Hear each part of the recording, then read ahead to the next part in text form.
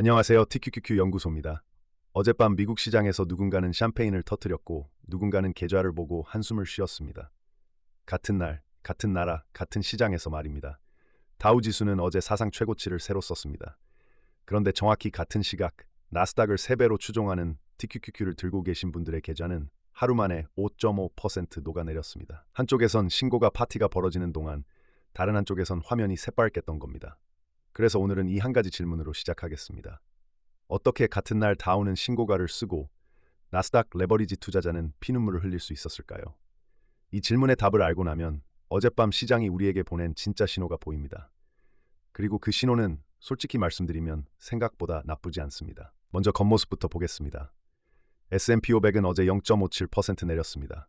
숫자만 보면 그냥 조용한 하루, 아무 일도 없던 날처럼 보입니다. 그런데 뚜껑을 열면 전혀 다른 풍경이 나옵니다. 다우는 0.6% 올라 5만 1999포인트, 5만 2000선 코앞까지 올라서며 신고가를 찍었습니다. 헤드라인은 다우 신고가였습니다. 11개 업종 가운데 8개가 올랐고 어제 오른 종목이 내린 종목보다 더 많았습니다. 상승 275개 대 하락 235개. 시장의 폭만 놓고 보면 어제는 오히려 초록불이 더 많은 날이었습니다. 지수만 흘깃 보고 어제 시장이 빠졌다고 말하면 정작 무슨 일이 있었는지는 하나도 못 본 겁니다. 그럼 도대체 어디서 피가 났을까요? 딱 한 군데입니다. 반도체입니다. 반도체 대표 종목을 묶은 상장 지수펀드 SOXX가 어제 5.9% 빠졌습니다. AMD는 하루에 7.3%, 브로드컴은 4.4%, 엔비디아는 2.4% 내렸습니다. 칩을 만드는 장비 회사들, 메모리 회사들은 더 처참했습니다. 어제 하락 종목 명단을 보면 KLAC, 마이크론, 인텔, 퀄컴이 줄줄이 5%에서 8%씩 무너졌습니다. 정보기술 업종 하나만 2.8% 급락했습니다. 나스닥 100이 1.9% 빠진 건 거의 전부 이 반도체 한 묶음이 끌어내린 결과였습니다. 자, 이제 그림이 보이시나요? 어제 시장은 두 개로 쪼개져 있었습니다. 반도체와 인공지능에 베팅한 시장은 피를 흘렸고 그 바깥의 시장은 멀쩡히, 아니 오히려 축포를 쐈습니다. 지수 하나로는 절대 안 보이는 지수 속에서 벌어진 내전이었습니다. 그리고 우리가 들고 있는 TQQQ는 바로 그 내전의 한복판, 나스닥을 3배로 따라가는 자산이니 어제 같은 날에는 그 충격을 3배로 고스란히 맞을 수밖에 없었습니다. 그렇다면 여기서 가장 중요한 질문을 던지겠습니다. 이게 공포였을까요? 반도체가 7% 넘게 빠졌다니까 시장에 불이 붙었던 걸까요? 아닙니다. 그리고 이 둘을 구분하는 게 어젯밤의 진짜 핵심입니다. 월가의 공포지수로 불리는 변동성 지수는 어제 16 안팎에서 거의 꿈쩍도 하지 않았습니다. 진짜 패닉이 왔다면 이 숫자부터 위로 솟구쳤어야 합니다. 게다가 당장의 단기 변동성이 몇 달 뒤를 보는 장기 변동성보다 낮은 지극히 평온한 구조가 그대로 유지됐습니다. 쉽게 말해 시장이 무서워서 보험을 사재기한 흔적이 어디에도 없었다는 뜻입니다. 투자 심리를 보여주는 공포 탐욕 지수가 39로 공포 구간에 있긴 하지만 전날 40일에서 의미 있게 더 나빠진 것도 아닙니다. 그럼 반도체에서 빠져나온 그 막대한 돈은 다 어디로 갔을까요? 시장을 떠난 게 아닙니다. 그냥 의자만 바꿔 앉았습니다. 어제 금융업종은 1.5% 올랐습니다. 산업재도, 유틸리티도, 소재도 다 초록불이었습니다. 그동안 가장 붐비던 자리, 즉 반도체에서 일어난 돈이 오랫동안 소외됐던 은행과 경기 민감 업종으로 우르르 옮겨간 겁니다. 이걸 시장에서는 로테이션, 돌려앉기라고 부릅니다. 돈이 증발한 게 아니라 회전한 거죠. 어제 분봉을 들여다보면 이 그림은 더 또렷해집니다. 주요 지수는 장이 열리고 25분 만에 그날의 고점을 찍은 뒤 마감까지 천천히 흘러내렸고 특히 반도체는 장 마지막 1시간, 이른바 파워아워에 매물이 집중됐습니다. 다급한 투매가 아니라 가장 많이 오른 걸 차분히 덜어내는 차익 실현의 전형적인 모양이었습니다. 대장 업종 한 곳에 돈이 잔뜩 쏠려있던 시장이 한번 숨을 고를 때 흔히 나타나는 장면입니다. 그렇다면 왜 하필 반도체였을까요? 첫 번째 이유는 어이없을 만큼 단순합니다. 너무 빨리, 너무 많이 올랐기 때문입니다. 직전 한 주 동안 반도체는 거의 수직으로 솟았습니다. SOXX 같은 반도체 지수도 같은 기간 가파르게 반등했습니다. AMD는 올해 들어 2배 넘게 오르며 S&P 500에서 가장 잘 나가는 종목 중 하나로 꼽힙니다. 바로 전날인 월요일 하루에만 나스닥이 3.1% 치솟았습니다. 이렇게 가파른 각도는 반드시 한 번은 쉬어갑니다. 어제 하락의 상당 부분은 부풀대로 부푼 단기 차익을 챙기려는 손길이었습니다. 사실 이번 달 초에도 반도체는 한 차례 크게 출렁였지만 그 뒤 빠르게 반등했습니다. 어제의 하락도 그 연장선 위에서 볼 여지가 있습니다. 하지만 단순한 차익 실현으로만 보면 절반만 본 겁니다. 어제는 반도체 주가를 떠받치던 이야기, 그 가정 자체에 처음으로 금이 가는 신호가 있었습니다. 마이크로소프트가 기업용 인공지능 비서인 코파일럿 코워크를 전 세계에 정식으로 내놓으면서 자릿수만큼 매달 정액을 받던 기존 방식에 더해 고객이 실제로 쓴 만큼 요금을 매기는 사용량 기반 과금을 새로 얹었습니다. 그리고 거의 동시에 값싼 오픈소스 모델인 딥시크를 자사 클라우드에 얹어 제공하는 방안까지 검토하고 있다고 보도됐습니다. 이게 왜 반도체의 칼이 되느냐? 인공지능의 세상에서 가장 많은 돈을 쏟아붓는 축에 드는 바로 그 회사가 이제 더 싼 모델을 쇼핑하고 고객이 쓴 만큼만 요금을 매기는 미터기를 달기 시작했다는 뜻이기 때문입니다. 지금 반도체 주가는 인공지능 컴퓨팅 수요가 끝없이 무한정 늘어난다는 전제 위에 값이 매겨져 있습니다. 그런데 그 수요의 가장 큰 손이 비용을 깐깐하게 따지기 시작하면 무한 수요라는 전제에 처음으로 물음표가 붙습니다. 어제 반도체가 빠진 건 어느 회사가 나쁜 실적을 발표해서가 아닙니다. 어제 그런 회사는 한 곳도 없었습니다. 빠진 진짜 이유는 미래를 떠받치던 이야기의 토대가 한번 흔들렸기 때문입니다. 그리고 시장에서 가장 비싼 값을 받던 자산은 그 이야기가 흔들리는 순간 가장 먼저 가장 세게 깎입니다. 어제 AMD가 큰 폭으로 빠진 데에는 그런 속사정이 깔려 있었습니다. 이 균열이 진짜라는 걸 보여주는 증거가 또 있습니다. 어제 빅테크 안에서도 분열이 정확히 같은 선을 따라 갈라졌다는 점입니다. 칩을 직접 만들고 인공지능 설비에 가장 많은 돈을 쏟는 쪽, 엔비디아와 마이크로소프트는 어제 나란히 내렸습니다. 반면 인공지능을 이미 광고와 검색과 서비스로 바꿔 실제 현금을 벌고 있는 쪽, 구글은 어제 1% 넘게 올랐고 메타도 상승했습니다. 애플도 비교적 잘 버텼습니다.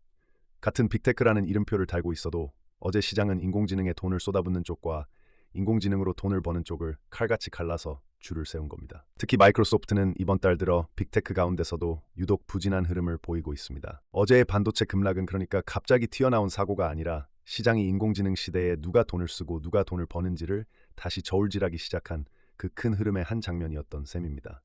반도체 안에서 누가 가장 세게 맞았는지를 들여다보면 이 저울질의 정체가 한층 또렷해집니다.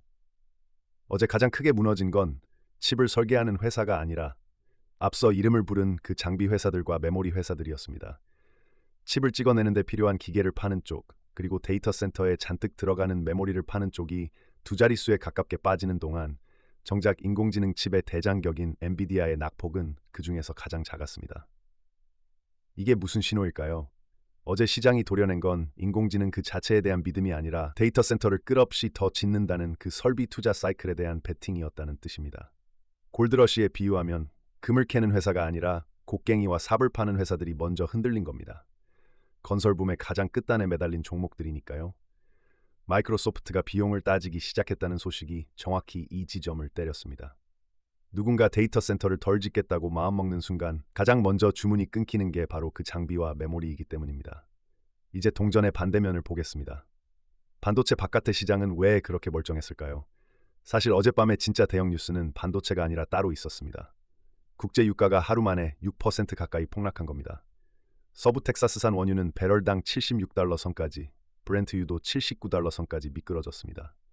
이유는 분명합니다. 미국과 이란이 석 달을 끌어온 전쟁을 끝내는 골격 합의에 도달했고 그 합의의 핵심이 바로 호르무즈 해협을 다시 여는 것이기 때문입니다.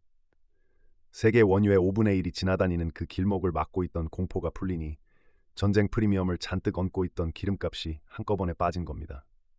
이건 어제 갑자기 시작된 일은 아닙니다. 합의 소식이 처음 전해진 주말부터 기름값은 미끄러지기 시작했고 어제는 합의문 서명 일정과 세부 내용이 구체화되면서 그 흐름이 한층 가팔라진 겁니다. 합의문 서명은 이번 주 금요일로 잡혀 있고 그 뒤로 60일간 핵 문제와 제재 해제를 다루는 본격 협상이 이어집니다. 합의대로라면 호르무즈 해협은 그 서명을 전후해 다시 완전히 열립니다. 그리고 여기서부터가 어젯밤 시장을 이해하는 진짜 열쇠입니다. 기름값이 빠진다는 건 곧 물가 압력이 내려간다는 뜻입니다. 그래서 어제 미국 10년물 국채 금리는 4.43%로 내려왔고 채권값은 올랐습니다. 싼 기름과 낮아지는 금리, 이 조합은 은행, 산업재, 내수기업처럼 경기와 금리에 민감한 가치주에는 더 없는 순풍입니다. 어제 금융업종이 가장 강했고 다우가 신고가를 쓴 건 바로 이 순풍을 정통으로 받은 결과입니다. 문제는 이 똑같은 호재가 반도체에는 별 도움이 안 된다는 데 있습니다. 인공지능 반도체의 수요는 기름값이나 금리가 아니라 데이터 센터 투자에 달려 있으니까요. 그래서 어제 돈은 평화 합의가 만들어낸 이 온기를 따라 인공지능에서 가치주로 흘러갔습니다. 어제 로테이션을 굴린 연료는 다름 아닌 이 평화 배당이었던 겁니다. 반도체의 P와 다우의 신고가는 따로 노는 두 사건이 아니라 같은 동전의 앞뒷면이었습니다. 여기서 한 발 물러나 큰 그림을 보겠습니다. 그동안 이 상승장은 늘 한 가지 약점을 지적받아 왔습니다. 오직 반도체 몇 종목이 지수를 혼자 끌고 간다는 거였죠. 그 대장 몇 명이 쓰러지면 시장 전체가 휘청일 거라는 우려였습니다. 그런데 어제 바로 그 반도체 대장들이 한꺼번에 쓰러졌습니다. 그토록 두려워하던 시나리오가 실제로 벌어진 겁니다. 그런데 다우는 신고가를 썼고 시장의 절반이 넘는 종목이 올랐습니다. 비좁은 몇 사람의 어깨에 얹혀있던 시장이 어제 처음으로 더 넓은 바닥 위에 발을 디뎠다는 신호로 읽을 수도 있습니다. 물론 단 하루로 추세를 단정할 수는 없습니다. 하지만 대장 업종이 무너져도 지수가 버텨내는 체력을 보여줬다는 건 적어도 어제만큼은 결코 나쁜 그림이 아니었습니다. 가장 비싼 자리가 비워지는 대신 그 옆에 비어있던 자리들이 채워졌으니까요. 한 곳이 식을 때 다른 곳이 데워지는 시장은 한 곳만 뜨거운 시장보다 오래갑니다. 자, 그런데 어제 시장이 반도체를 털어내면서도 그 바깥에서 함부로 더 사들이지 않고 숨을 고른 데에는 유가 말고 더 큰 이유가 하나 더 있었습니다. 연준입니다. 정확히는 새 의장 케빈 워시입니다. 어제부터 워시 신임 의장 체제의 첫 연방공개시장위원회 회의가 이틀 일정으로 시작됐습니다. 그리고 그 첫 금리 결정과 대비 기자회견이 바로 오늘 밤 열리는 미국장이 진행되는 동안 한국 시각으로는 내일 새벽에 나옵니다. 시장은 금리 자체는 동결될 거라고 보고 있습니다. 그래서 진짜 관전 포인트는 금리 숫자가 아니라 워시라는 사람의 입입니다. 그가 어떤 말투로 어떤 신호를 줄지, 연준을 앞으로 어떻게 바꿀지를 두고 시장 전체가 그의 첫마디를 기다리고 있습니다. 알려진 바로는 그는 말을 아끼는 간결한 소통과 연준의 자산 축소에 무게를 두는 것으로 전해집니다. 무슨 뜻이냐면 시장이 기대해온 친절한 손짓 대신 더 건조하고 단단한 메시지가 나올 수도 있다는 겁니다. 신고가 부근해서 모두가 베팅을 살짝 줄이고 관망한 어제의 분위기는 바로 이 대비 무대를 코앞에 둔 긴장이었던 셈입니다. 그리고 그 무대가 다른 누구도 아닌 우리가 잠든 사이 펼쳐집니다. 그럼 우리 실험 계좌는 어땠을까요? 솔직하게 말씀드리겠습니다. 어제는 아팠습니다. TQQQ가 5.5% 빠지면서 $10,000로 시작한 이 계좌의 평가 금액도 하루치를 토해냈습니다. 현재 총 평가 금액은 15,102달러입니다. 어제 하루만 똑 떼어놓고 보면 분명히 손해본 날이 맞습니다. 포장하지 않겠습니다. 다만 이 아픔의 정확한 반대편도 같이 봐야 공평합니다. 바로 그 나스닥 쏠림, 반도체 쏠림 덕분에 우리는 직전 월요일에 하루 만에 크게 벌었습니다. 나스닥이 크게 오를 때 그걸 3배로 추종하는 자산은 그보다 훨씬 더 뛰니까요. 3배 레버리지는 이렇게 양날의 칼입니다. 오를 때 가장 신나는 도구가 빠질 때는 가장 아픈 도구가 됩니다. 월요일엔 칼날의 등이 우리를 밀어줬고 어제는 그 칼날이 우리 쪽을 향했을 뿐입니다. 개인 투자자들 사이에서는 오래전부터 QQQ가 2019년 수준으로만 되돌아가도 TQQQ 같은 3배 상품은 가진 걸 전부 잃을 수 있다는 경고글이 돌아다닙니다. 과장이 섞여 있지만 사실입니다. 그래서 어제 하루에 빨간불에 놀라 이 도구의 성격 자체를 잊으면 가장 위험한 실수를 하게 됩니다. 전략 상태는 짧게만 짚겠습니다. 우리 계좌는 여전히 롱페이지에 있습니다. 나스닥 100을 추종하는 QQQ가 200일 이동평균선보다 16% 넘게 위에 있어서 방어로 갈아탈 기준선과는 아직 한참 멀리 떨어져 있습니다. 어제 같은 하루짜리 급락에 흔들릴 거리가 아니라는 뜻입니다. 그래서 어제 우리 시스템은 아무것도 하지 않았습니다. 그저 가만히 들고 있었습니다. 시끄러운 하루에 손이 먼저 나가지 않도록 막아주는 것. 어제는 그게 시스템이 한 일의 전부였습니다. 오늘 밤엔 워시 의장의 첫 결정이라는 큰 산이 하나 기다리고 있습니다. 그 결과가 한국 시각으로 내일 새벽에 나오는 만큼 저는 그 장면을 끝까지 지켜보고 내일 아침 가장 빠르게 정리해서 다시 찾아오겠습니다. 매일 이 새벽에 졸린 눈 비벼가며 시황을 준비하는 이유는 딱 하나입니다. 여러분이 출근길에 어젯밤 시장을 한눈에 들고 나가시게 하기 위해서입니다. 그리고 오늘 한 가지 솔직한 말씀을 꼭 드리고 싶습니다. 그동안 제가 시황을 너무 건조하게만 짚어온 것 같습니다.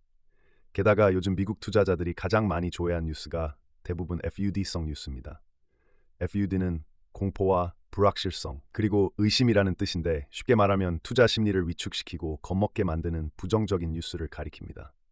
가장 이슈가 되는 뉴스 위주로 자주 전해드리다 보니 어느새 저희가 하락만 이야기하는 시장 하락에 베팅하는 숏뷰의 채널처럼 비치고 있더군요. 정작 시장이 올라주기를 바라는 우리 모두의 그 마음, 그 희망을 제가 제대로 헤아리지 못했던 것 같습니다. 앞으로는 같은 뉴스를 다루더라도 기왕이면 희망적으로 그리고 상승을 바라는 마음을 숨기지 않고 전해드리겠습니다. 오늘 영상이 조금이라도 도움이 되셨다면 좋아요 한 번만 꾹 눌러주세요.